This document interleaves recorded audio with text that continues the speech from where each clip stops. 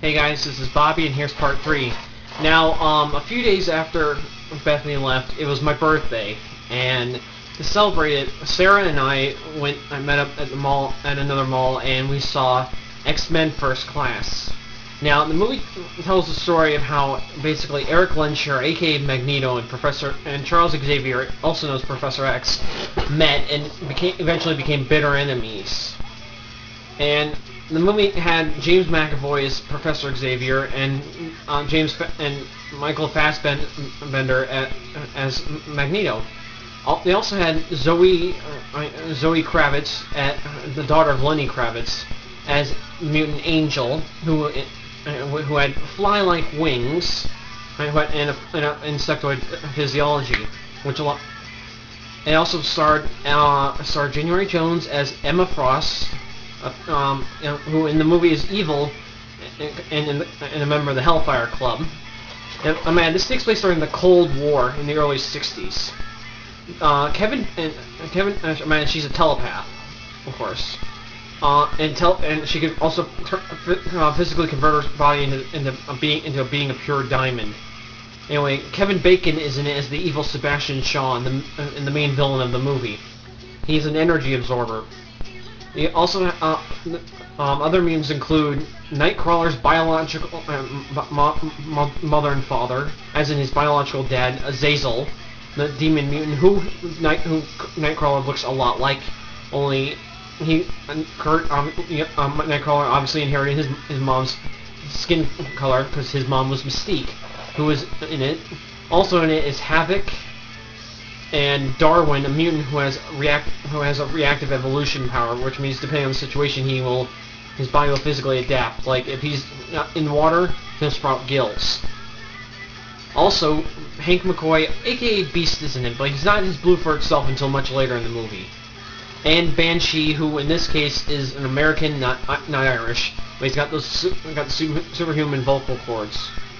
And also Moira McTaggart, who's a human but a friend and love interest of Xavier's. And anyway, they're all brought together to stop Shaw, who also relies not just on the White Queen, but on a guy called Riptide who could create tornadoes from his hands and throws them. And because basically in this case they were behind the Cuban Missile Crisis. The movie was amazing.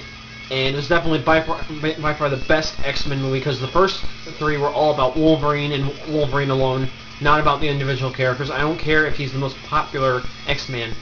The X-Men wouldn't be the X-Men if it wasn't for the other characters, namely Cyclops, who was the original X-Man, and of course Iceman, the second one, who I share a first name with. Okay. Anyway, I give this movie a 10 out of 10, and I'm definitely gonna add it to my DVD collection. I still have to get Wolverine, X-Men Origins Wolverine, which he makes Hugh Jackman makes a cameo in the movie as Logan, and he says a horrible word. I won't say what, but let's just say at all my forums that word is programmed to be automatically censored. Okay. Anyway. Also, another star from the original X-Men movies makes a cameo, but I won't say what. You have to keep your eyes peeled to the movie to find out. Okay? Anyway, after the movie, Sarah and I, we walked around outside waiting for our bus, and that whole day I saw 18 Mustangs. Anyway, I met up with I should mention that. I met up with my folks at the theater across the street, which I had never been inside of until that day. And I ran into somebody who works at the floral department, who actually worked at the floral department where I work, at the store that I work, and the hair theater I work at. We chatted a bit, and then eventually I also ran my friend Sophie. Anyway, I was there. Anyway, afterwards we went home, and later that night, I got some of my birthday gifts. I got Slifer the Sky Dragon, the last of the Egyptian god cards. I would show it to you, but he's already in my binders. I also got this movie, 61, which is about Roger Maris and Mickey Mantle of the New York Yankees back in 1961. And when I pulled this out, I was giving my mom a look and laughing almost like a maniac, because coincidentally I'd gotten my dad the exact same thing for Father's Day.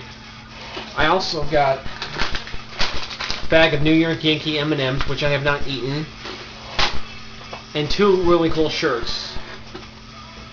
I got Washington, the new Washington Wizards shirt with the number 2 and wall name on it. I gotta admit, I like the colors, very red, very patriotic, and it shows that now all of Washington's pro teams wear red. Also, a Washington Capitals T-shirt, number 8, team captain Alexander Ovechkin. Great gifts. Thanks, Mom and Dad. And this video is getting a little long, so this ends part 3, and there's several more things to come.